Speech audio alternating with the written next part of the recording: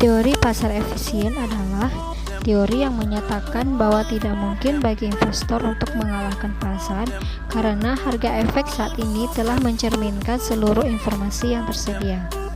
Nilai pasar dan nilai intrinsik. Nilai pasar adalah harga pasar saat ini, sedangkan nilai intrinsik adalah harga yang dibayar oleh investor rasional yang memiliki seluruh informasi mengenai karakteristik efek tersebut. Fungsi dan tujuan. 1. Praktis sebagai dasar pembuatan keputusan bagi pelaku pasar untuk melakukan transaksi. 2. Akademis sebagai bahan kajian dalam pengembangan ilmu pengetahuan. Teori pasar efisien. Yang pertama, konsep efisiensi pasar membahas bagaimana pasar merespon informasi yang masuk dan bagaimana informasi tersebut bisa mempengaruhi pergerakan harga sekuritas menuju harga keseimbangan yang baru. Yang kedua, pasar efisien adalah pasar di mana harga sekuritas yang diperdagangkan telah mencerminkan semua informasi yang tersedia. Yang ketiga, tidak mungkin bagi investor untuk beat the market. Keempat, harga efek yang diperdagangkan adalah fair value, sehingga tidak dapat outperform pasar dengan mengidentifikasi efek yang underprice atau overprice. Yang kelima, idealnya menerapkan strategi investasi pasif. Faktor yang mempengaruhi: 1. Jumlah partisipan. 2. Ketersediaan informasi. 3. Biaya transaksi dan informasi. 4. Halangan dalam perdagangan. Sumber informasi. Menurut Fama, tahun 1970 terdiri dari informasi masa lalu, informasi yang dipublikasikan, dan informasi privat. Bentuk-bentuk pasar efisien. Yang pertama, bentuk lemah atau weak form. Artinya, harga sekuritas mencerminkan secara penuh informasi masa lalu. Yang kedua, bentuk setengah kuat atau semi-strong form. Artinya, harga sekuritas mencerminkan secara penuh seluruh informasi yang dipublikasikan. Yang ketiga, bentuk kuat atau strong form. Artinya, harga sekuritas mencerminkan secara penuh seluruh informasi yang dipublikasikan termasuk informasi privat. Pengujian pasar. Yang pertama, pengujian efisiensi pasar. Terdiri dari pengujian dilakukan untuk menguji hipotesis pasar efisien atau EMH. Yang kedua, pengujian bentuk lemah, seberapa kuat info masa lalu dapat memprediksikan return masa depan. Yang ketiga, pengujian bentuk setengah kuat, seberapa cepat harga sekuritas merefleksikan info yang dipublikasikan. Yang keempat, pengujian bentuk kuat, apakah investor mempunyai informasi privat yang tidak terefleksikan di harga sekuritas. Yang kedua yaitu pengujian pendugaan return. Terdiri dari pengujian efisiensi pasar bentuk lemah. Jika EMH benar, maka perubahan harga masa lalu tidak berhubungan dengan harga sekuritas sekarang. Pengujian statistik menggunakan teknik korelasi dan regresi linear dan Raman test. Pengujian siklikal menggunakan pola harga saham pada siklus atau periode tertentu. Yang ketiga, studi peristiwa atau event study. Terdiri dari yang pertama, menguji EMH bentuk setengah kuat.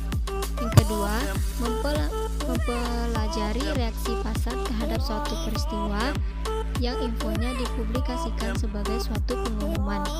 Yang ketiga, jika pengumuman mengandung info, pasar akan bereaksi pada waktu pengumuman diterima. Yang keempat, reaksi ditunjukkan dengan perubahan harga sekuritas dan diukur dengan return atau abnormal return. Yang kelima, kecepatan reaksi pasar harus diperhatikan. Yang keenam, kecanggihan investor yang dilihat dari ketepatan reaksi yang pengumuman yang diberikan. Yang ketujuh, studi yang dilakukan mengenai pemecahan saham, LPO, dividen, informasi akuntansi. Yang keempat, pengujian info privat. Terdiri dari pengujian efisiensi pasar bentuk kuat. Yang kedua, pengujian yang sulit dilakukan karena tidak dapat diamati langsung menggunakan proksi. Yang ketiga, proksi yang dipakai yaitu return yang diperoleh corporate, insider, dan pengelola reksadana. Teori random walk merupakan harga yang terjadi secara bebas atau acak, bahwa data masa lalu bukanlah hal yang dapat diandalkan untuk memprediksi arah gerakan selanjutnya. Anomali pasar merupakan fenomena yang bertentangan dengan pasar efisien. Anomali PR rendah dan anomali efek ukuran perusahaan. Sekuritas dengan PR rendah menghasilkan abnormal return lebih tinggi daripada sekuritas dengan PR yang tinggi. Sekuritas perusahaan yang berukuran kecil menghasilkan abnormal return yang lebih besar. Jenis-jenis anomali pasar. Yang pertama, anomali perusahaan. Terdiri dari size, yaitu return pada perusahaan kecil cenderung lebih besar. Yang kedua, closed-end mutual funds, artinya return yang dijual dengan potongan cenderung lebih tinggi. Yang ketiga, niche, artinya perusahaan yang tidak diikuti oleh banyak analisis menghasilkan return yang lebih tinggi. Yang keempat, institutional holdings, artinya perusahaan yang perusahaan yang dimiliki oleh institusi cenderung return lebih tinggi. Yang kedua, anomali musiman. Terdiri dari Januari, maksudnya harga sekuritas naik di hari pertama.